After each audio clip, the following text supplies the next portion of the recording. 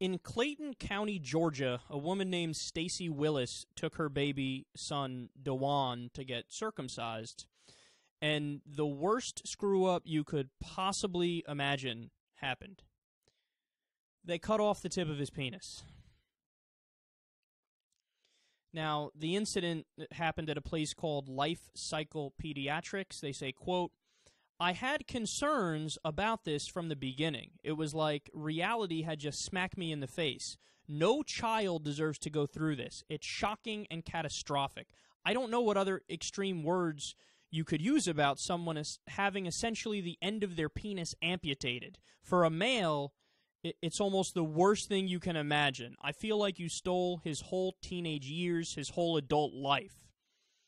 So now the mother is suing and trying to get the clinic shut down. And get this, they didn't even rush the kid to the hospital when they did it. I mean, it's just a stunning story. Now, unfortunately, this isn't really all that rare. I think we've done one other story where this happened, and there are plenty of examples when this happens. And, you know, we've gone over the Orthodox Jewish tradition where they, in a ceremony, they circumcise the baby, and then the rabbi sucks off the tip.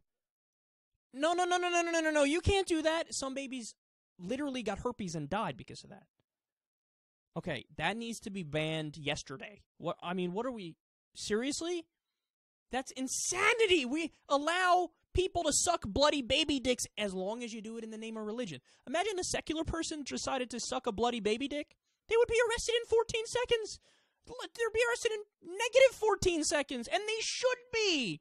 But as long as you do something in the name of religion, it's okay, guys. It's in the name of religion, so we get to suck baby dicks.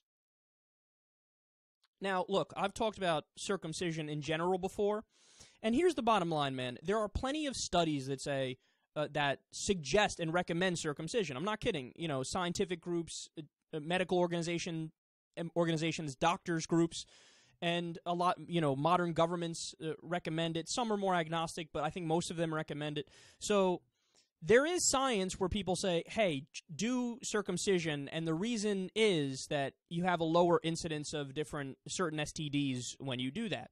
Now, here's why I disagree with them.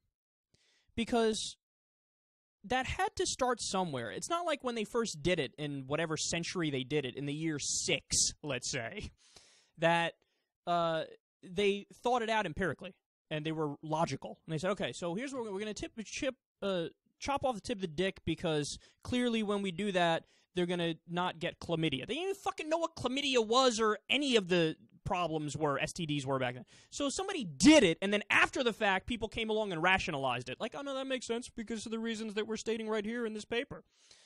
But no, that doesn't make sense. Now, here's the other reason. Stop and think about it.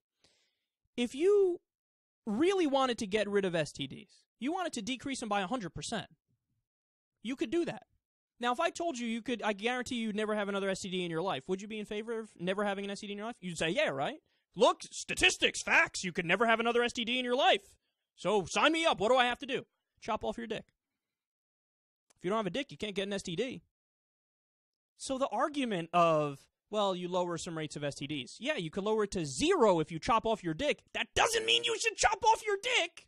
By the same token, you shouldn't chop off the tips of baby dicks. I mean, this is pretty obvious. And the amazing thing about circumcision is it's so widespread, even though what we're doing is genital mutilation systemically. So it doesn't make any sense. We should stop doing it ASAP. It really is child torture. I mean, I had it done to me, and look, today I wish that they didn't do it.